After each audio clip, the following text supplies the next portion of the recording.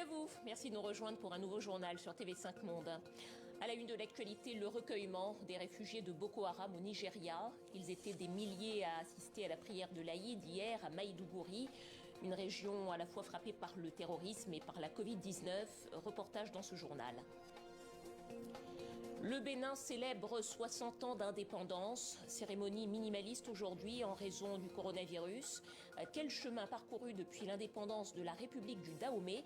On reviendra sur cette page d'histoire. Elle est belge, d'origine congolaise. Sa chorégraphie, la katangaise, avec la jeune Anaé, 9 ans, a fait le buzz dans le monde entier. À 26 ans, elle est devenue une ambassadrice de la chorégraphie afro. Ce soir, nous serons avec Jenny Bonsengue. Mais avant de développer ces titres, cette très lourde condamnation contre des groupes armés dans l'est de la République démocratique du Congo, 20 ans de prison contre 15 membres de plusieurs milices. Ils étaient jugés pour les meurtres de centaines de civils dans plusieurs territoires de l'Itourie. Lors de Matos.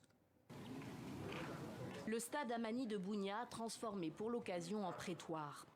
Sur le banc des accusés, des miliciens de la Codeco, cette secte ethnico-mystique très active dans le territoire de Djougou, au nord de la capitale de l'Itourie, et d'autres membres des FPIC, les forces patriotiques intégrationnistes du Congo, présentes elles dans le territoire d'Irumu au sud de Bunia.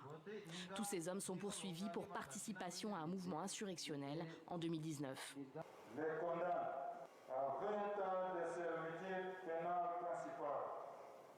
Les sanctions tombent, 20 ans de prison pour 15 d'entre eux. La preuve pour les autorités locales que même dans l'est de la RDC, la justice peut passer. Et c'est vraiment une bonne chose aujourd'hui qu'il y ait eu des personnes reconnues coupables et qui sont condamnées, mais aussi que certaines personnes ont été reconnues non coupables et qu'elles soient effectivement libérées, acquittées. Un milicien a en effet été acquitté, faute de preuves. La population, elle, reste plus dubitative quant à l'utilité réelle de ce type de procès. Ce que nous demandons à ceux qui sont acquittés, c'est de dire aux autres, à ceux qui collaborent avec les miliciens, de se désolidariser de tout ce qui se passe à Djougou. Il faut que ces violences cessent vraiment. 20 ans, c'est le minimum pour moi. Ils méritaient vraiment une condamnation à mort. Ce sont des meurtriers, des criminels. Ce que voulait la population, c'est qu'ils soient pendus. Selon l'International Crisis Group, depuis décembre 2017, les violences en Itourie ont fait près de 1000 morts et un demi-million de déplacés. Et elles ne représentent que l'un des nombreux conflits qui déchirent l'est de la RDC.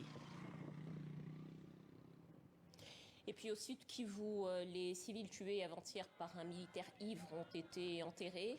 Des obsèques sous haute tension aujourd'hui entre les jeunes de la localité, les forces de l'ordre. 2 blessés sont décédés ce matin, ce qui porte désormais le bilan à 14 morts. L'auteur de cette tuerie est toujours en fuite. Les recherches se poursuivent pour le retrouver dans tout le territoire d'Ouvira. Au Zimbabwe, Tsitsi Dangarembga a été libérée sous caution. L'écrivaine zimbabwéenne avait été arrêtée hier pour avoir participé à une manifestation interdite contre la corruption au sein du régime. Au total, 11 personnes arrêtées ont été remises en liberté, dont Fadzayi Mahere, l'avocate et la porte-parole du MDC, le principal parti d'opposition au Zimbabwe. Côte à côte, avec ou sans masque, ils ont assisté à la prière de l'Aïd. C'était hier à Maïdougouri, au nord-est du Nigeria. Dans cette région frappée par le terrorisme et par la Covid, des milliers de réfugiés ont célébré la Tabaski. Regardez les images, elles sont commentées par Laure de Matos. Pour ces milliers de déplacés, c'est une Tabaski particulière, à double titre. D'abord, ils ne sont pas chez eux et pris en plein cœur de ce camp de réfugiés dans la grande ville de Maïdougouri. Ensuite, parce qu'ici, comme ailleurs au Nigeria, le Covid-19 menace. Le gouvernement avait demandé à sa population de ne pas se livrer à des activités qui facilitent la propagation du virus. Pendant la prière, les mesures barrières ne sont pas respectées, le port du masque est aléatoire. Pour les croyants, l'essentiel était ailleurs. J'étais très enthousiaste à l'idée de participer à cette prière. Malgré toutes les difficultés qui nous assaillent, tout le monde est venu. Nous remercions vraiment Dieu. Nous avons suivi toutes les mesures qui nous ont été imposées. Alors que nous sommes réunis pacifiquement ici, que Dieu, dans son infinie miséricorde, donne à chacun d'entre nous la possibilité de rentrer en sécurité chez lui. Rentrer dans son village, l'espoir est toujours là, malgré tout. Maïdougouri, la capitale de l'État de Borno, est censée être l'un des rares sites sécurisés de la région. Et pourtant, à la veille de la Tabaski, jeudi soir, des roquettes ont frappé la ville où est né Boko Haram. 4 civils ont été tués. La situation s'est également largement détériorée dans le nord-ouest et le centre-nord du pays, au point que le président nigérian, qui s'exprime rarement sur le sujet, a jugé vendredi la situation très préoccupante. Et concernant les chiffres du coronavirus, on en est maintenant à 929 943 cas confirmés, 19 727 décès et un peu plus de 581 000 guérisons. Et puis en Afrique, des Grands Lacs, un pays fait plutôt figure de bon exemple concernant la lutte contre la Covid. C'est le Rwanda. Ce pays recense officiellement 2000 cas et seulement 5 morts pour une population de 12,5 millions d'habitants. Et c'est le résultat d'une politique volontariste mise en place dès les premières heures de la pandémie. On écoute les précisions d'Oumi Diallo. Tests en masse et mesures barrières drastiques. Une stratégie gagnante pour le Rwanda. Depuis le 30 juin, le pays est même considéré comme sûr par l'Union européenne. Alors, comment ce petit pays d'Afrique centrale a déclaré la guerre au coronavirus ? Afin de limiter la propagation, des campagnes de tests se multiplient, à destination en priorité des plus exposés. C'est la deuxième fois que je me fais tester. J'ai déjà dû le faire avant de reprendre mon travail après le déconfinement. C'est très important, puisque nous circulons beaucoup et nous sommes en contact avec de nombreuses personnes. Objectif de ces opérations, identifier et isoler les malades pour éviter un engorgement des hôpitaux. On a séparé la prise en charge de coronavirus du système sanitaire existant pour limiter les transmissions dans les hôpitaux. Et quand on a un cas, pour nous, ça ouvre une fenêtre de trouver les contacts. Et c'est comme ça qu'on va gérer le Covid jusqu'à ce que peut-être on a un vaccin ou un traitement. Dès l'annonce du premier cas en mars dernier, un confinement total est imposé, suivi d'un couvre-feu toujours en vigueur. À cela s'ajoute le port du masque obligatoire dans tous les lieux publics. Mais l'exception rwandaise, c'est aussi la tolérance zéro, quitte à empiéter sur les libertés individuelles. Ici, les récalcitrants sont rassemblés dans un stade, parfois de nuit, et sensibilisés au danger du virus. Et du côté de la Côte d'Ivoire, en revanche, les autorités ont décidé de réouvrir les bars et les discothèques, malgré les chiffres du coronavirus en augmentation. Des lieux de réjouissance qui étaient fermés depuis 3 mois. Le récit de Maïva de Froyenne. Cela faisait 3 mois que ces noctambules attendaient ce moment. À la nuit tombée, à Yopougon, dans le district d'Abidjan, les bars et les discothèques sont pris d'assaut. En ce jour de la Tabaski, ou fête de l'Aïd, certains établissements ont même dû refuser du monde. Pour cette cliente, la Côte d'Ivoire sans la fête n'a plus de sens. La Côte d'Ivoire, c'est la joie. Sans les maquis et les bars, c'est pas la Côte d'Ivoire. Vous-même, vous constatez ce qui se passe. C'est ça la Côte d'Ivoire. C'est notre identité. L'habillement, la joie. À Abidjan, les bars en extérieur, aussi appelés maquis, ont rouvert depuis le mois de mai. Alors, les quelques 600 patrons de bars et boîtes de nuit attendaient eux aussi ce moment avec impatience. Le confinement a très impacté notre activité. Nous sommes partis même à -1, je dis même pas 0. Et cela a impacté sur le plan économique, sur le plan social. Tout ça, on a eu beaucoup de soucis. Avec la crise sanitaire, les établissements ont en moyenne perdu 12 millions de francs CFA, soit 18 000 € par mois. Des pertes qui ont déstabilisé tout un secteur. DJ Cristiano, disque jockey dans une boîte de nuit, a même eu du mal à nourrir sa famille pendant les longs mois de fermeture. Ce soir, il est soulagé, mais il sensibilise les clients sur le respect des gestes barrières. Quand il y avait le confinement, quand c'était arrêté, vraiment c'était difficile pour nous. Parce qu'on n'arrivait pas à manger, on vit de ça. On n'avait pratiquement rien à faire à part ça. On vit de la musique.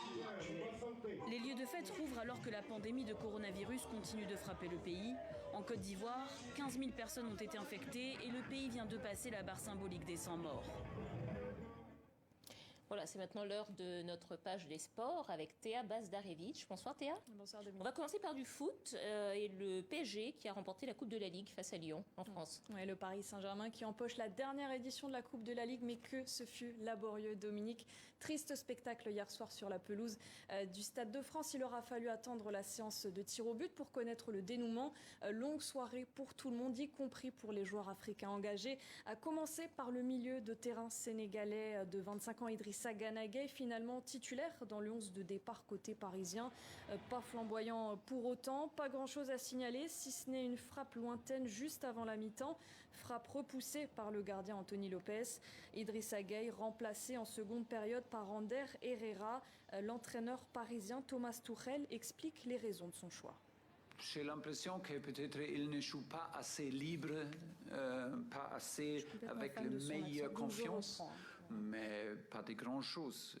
Il est important pour nous. On a aujourd'hui fait un échange avec Ander parce que Ander il est habitué de jouer pour Man United, il est habitué de jouer des finales, jouer pour Man United. Ça veut dire tu as toujours pression, toujours.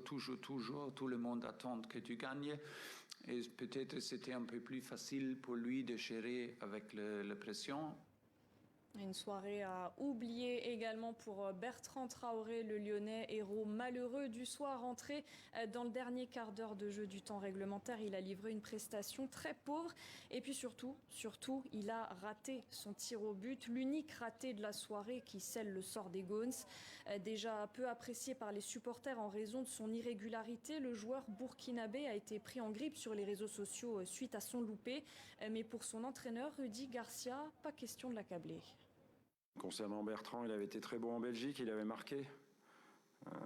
Avec Karl, Toko et Kambi, tous les deux quand ils avaient fait une paire d'attaquants. Donc quand Moussa et Memphis ont baissé de pied, les deux sont rentrés. Voilà, on peut jamais en vouloir. Tous les grands joueurs ont raté des tirs au but. Donc on peut pas en vouloir à celui qui a vu son tir au but arrêté par le gardien adverse, parce que c'est différent que de rater un penalty. Mais voilà, ça fait partie aussi de cet exercice.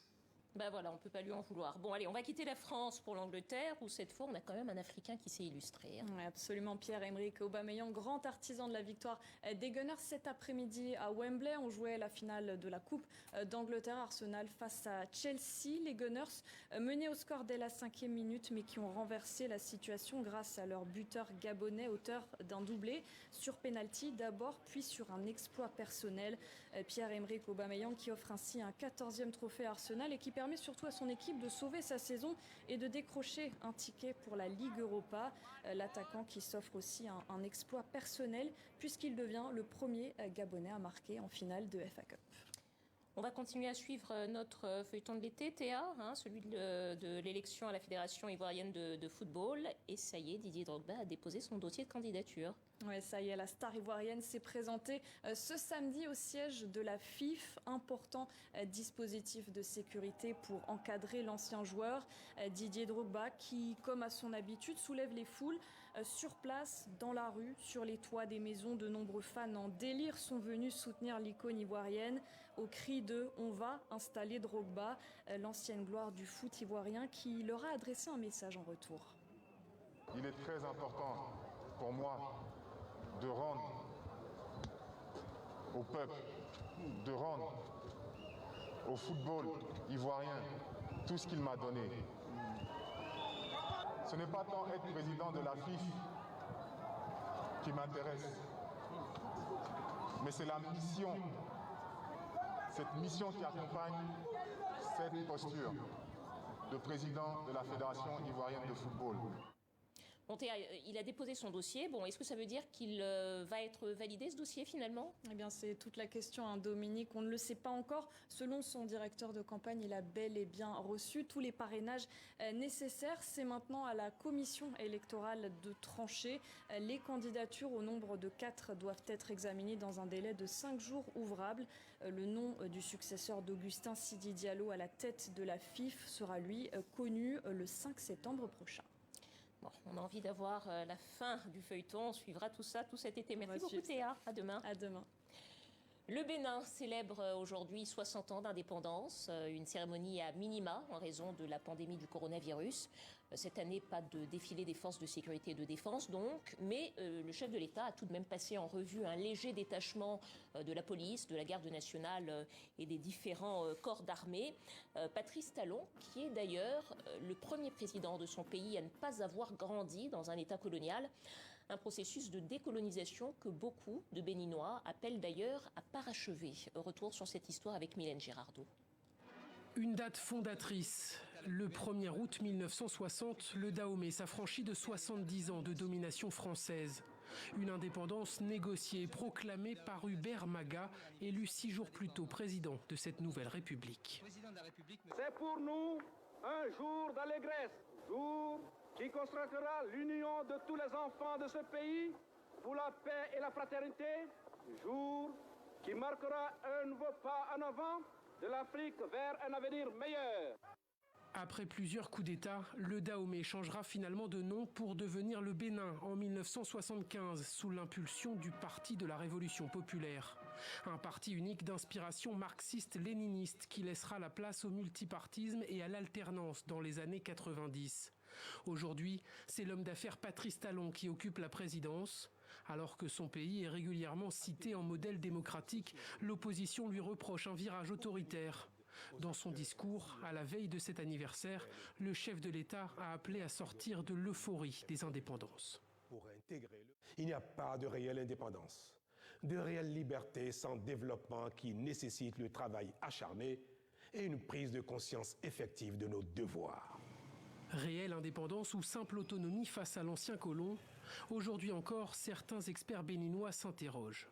La France cherche à garder une certaine influence dans ces anciennes colonies. C'est des rapports historiques qui ont été faits à la fois de domination, d'acceptation mutuelle, mais également de tentatives permanentes de maintien de l'influence que la France a pu avoir. Parler de l'indépendance économique, c'est difficile parce que nous n'avons pas fait les choix nécessaires pour aller vers l'indépendance économique. Nous avons les choix pour amorcer un développement autonome et nous avons fait les choix d'une indépendance financière. Une réforme semble pourtant marquer cette volonté d'affranchissement. La mort annoncée du franc CFA qui doit devenir l'écho en Afrique de l'Ouest. En fin d'année dernière, le Bénin était d'ailleurs le premier pays à amorcer le retrait de ses réserves de change auprès du Trésor français. Voilà, sujet commenté par Sébastien Duhamel avec Mylène Girardot. Et c'est la fin de la première partie du Journal Afrique, place au MAG.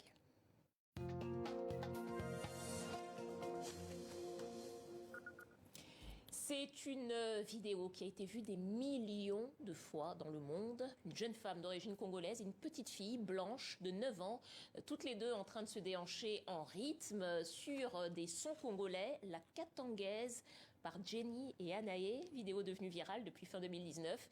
Et ce soir, nous sommes avec Jenny Bonsengo. Bonsoir Jenny. Bonsoir. On va tout de suite regarder la vidéo pour rappeler à ceux qui ne l'ont pas vue ou qui l'ont déjà oublié, Jenny et Anaé, la Katangaise. On regarde tout de suite et ensuite on en reparle.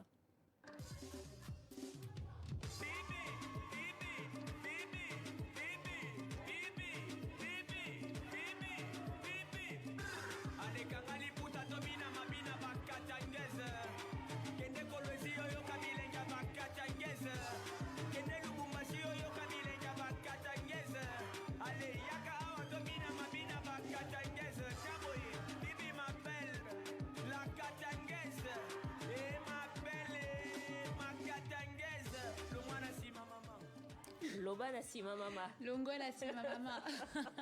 Bon, Jenny, je ne sais pas si vous êtes katangaise, mais en tout cas, ça vous a porté chance, cette musique, cette chanson de Samarino, elle m'a propulsée.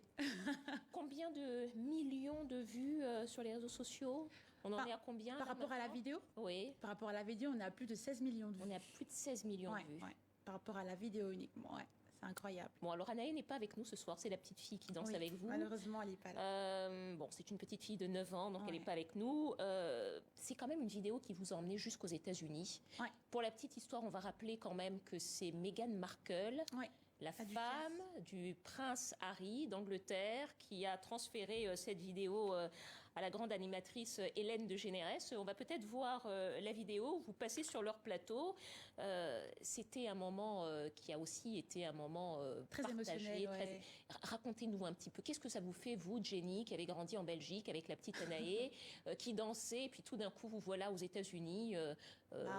Ça m'a ému. C'était un moment, je dirais, magique, parce qu'on ne s'y attendait tellement pas.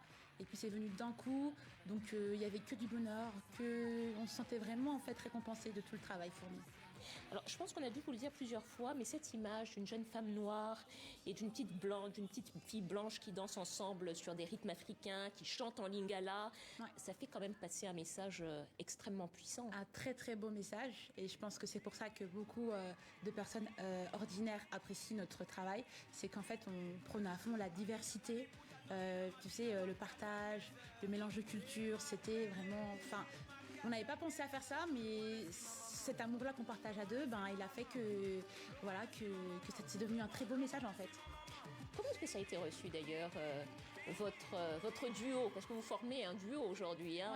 On n'arrive pas à penser Jenny sans Anaé, même si vous n'êtes pas avec elle tout le temps. À chaque fois, on nous cherche à deux. Quand elle est toute seule, on demande où est Jenny. Quand je danse toute seule ou avec une autre enfant, on demande où est Anaé. Donc voilà, c'est devenu vraiment... Comment vous l'avez rencontrée, Anaé? Comment vous avez décidé? Parce qu'elle danse quand même extraordinairement bien. Est-ce que tout de suite vous l'avez repérée? Est-ce que tout de suite vous avez vu ses qualités de danseuse? Ça a été au déclic, directement. Racontez-nous. C'était le premier cours de danse à Charleroi, dans l'école Touma Dance Center. Et la petite, en fait, dès le premier cours, elle s'est mise en première ligne. Et elle était incroyable. Donc j'ai dit, toi, tu vas te prendre sous mon aile. On va commencer à travailler ensemble. Et ça a été du tac au tac, directement. Bon, alors on parle beaucoup des chanteurs, des artistes congolais. Vous êtes d'origine congolaise. On dit même que vous êtes devenue l'ambassadrice de l'Afro House, danse urbaine, sur des rythmes africains. Je pourrais presque dire de la Congo House, finalement. Voilà. Vous avez dansé avec Fally Ipupa. Vous étiez à son concert à Bercy. Vous avez aussi remporté un défi chorégraphique organisé par la rappeuse américaine Missy Elliott. Missy Elliott, c'est quand même une consécration. J'ai envie de vous demander jusqu'où vous avez envie, jusqu'où vous rêvez d'aller. En fait, j'ai pas de limite, donc j'ai beaucoup de motivation. Voilà, on voit Missy Elliott qui vous félicite. C'est incroyable, ouais. Faut encore s'en rendre compte. Donc maintenant, je suis très motivée, j'ai pas de limite tant que je suis encore jeune et en bonne santé. Je compte encore continuer et à surprendre mon public parce qu'il faut bien évidemment innover. Et je pense clairement que c'est que le travail en fait qui permet d'avoir ce genre de résultats. Vous êtes chorégraphe, ça veut dire que vous inventez des pas de danse pour des musiques d'artistes. Avec qui vous travaillez actuellement et avec qui vous avez envie de travailler? Actuellement, c'est pas qu'on travaille avec des artistes, c'est moi qui choisis en fait les musiques sur lesquelles je vais chorégraphier. Donc vous êtes dans un clip par exemple avec l'artiste, un rappeur? Oui, voilà, donc l'artiste. Je peux être aussi dans le clip. Récemment, j'étais dans le clip de Niska, par exemple. Enfin, je regarde un peu ce que j'aime, les musiques qui me parlent, et je me dis voilà, je vais chorégraphier, et je vais faire le clip. Voilà. Vous avez déjà été appelé par des artistes américains, par exemple, pour travailler avec eux et pour faire certaines de leurs chorégraphies? Ça va arriver et je peux pas trop en parler. On va suivre. Certains pays rayonnent dans le monde grâce à leur économie, d'autres par leur langue. Est-ce que vous diriez que le super pouvoir du Congo, le moyen pour ce pays de rayonner, c'est d'abord par sa culture, par sa musique, par sa danse? Je pense que le Congo est effectivement très très riche en culture et on a un talent extraordinaire pour la danse, pour la musique et surtout tout ce qui touche à la langue au lingala. Donc franchement, je pense vraiment que ça c'est vraiment notre point fort, c'est vraiment le point qui nous représente à fond, c'est la culture. Mais après, je pense qu'il y a aussi d'autres choses à développer au Congo. Donc il n'y a pas que ça, mais c'est ce qui nous représente bien. En tout cas, vous, c'est ce que vous avez envie de développer. Moi, c'est ce que je développe. Ça, c'est mon domaine. C'est ce que vous transmettez aussi parce que vous avez une école de danse. Voilà, une école de danse en Belgique que j'aimerais bien exporter aussi dans le monde entier pour créer des mini-Jenny. Donc moi, c'est vraiment la pédagogie, l'éducation, le développement. Donc je ne m'arrêterai pas juste à être chorégraphe et danseuse. Je voudrais aussi créer, vous savez, une entreprise, avoir mon école, mais un peu partout et développer les choses, être la fierté vraiment du Congo, quoi. Peut-être une dernière question. Vous avez grandi en Belgique, mais vous êtes régulièrement régulièrement en train de promouvoir la langue lingala, qui est la langue du Congo, de promouvoir les rythmes africains. Où est-ce que vous trouvez votre inspiration? Qu'est-ce qui vous inspire finalement? Où est-ce que vous allez chercher cette inspiration pour créer? En fait, c'est mes racines, tout simplement. Ça peut commencer chez la coiffeuse, au salon de coiffure, elle écoute une musique. Ça peut s'arrêter à la maison aussi. Enfin, franchement, je puise ça de mes racines, vraiment. C'est des choses très simples de la vie. Quand je suis avec mes frères et sœurs, avec ma communauté, ben voilà, il y a un nouveau son qui sort. Récemment, il y a le son d'Inosby qui est sorti. Ben voilà, c'est encore des choses qui vont m'inspirer très prochainement. Donc, c'est de là que je prends mon inspiration, c'est par rapport à qui je suis, par rapport à mon identité en fait. Ça sera bientôt la fin, peut-être un dernier mot. Vous avez l'intention de partir bientôt à Kinshasa? Mais en fait, moi, Kinshasa, j'ai toujours mon projet avec les enfants, donc Dance for Kids, donc mon association caritative pour aider les enfants, dont Chocha, dont Bébé Chor. Donc j'espère vraiment les aider un maximum à développer leur carrière, leur talent et voilà. Jenny Bosengue, chorégraphe, ambassadrice de l'Afro House, et on profite de l'occasion pour saluer Anaé qui nous regarde, j'espère.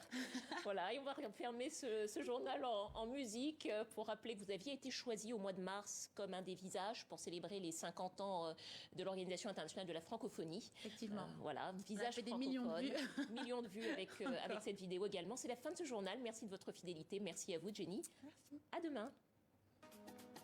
Génial.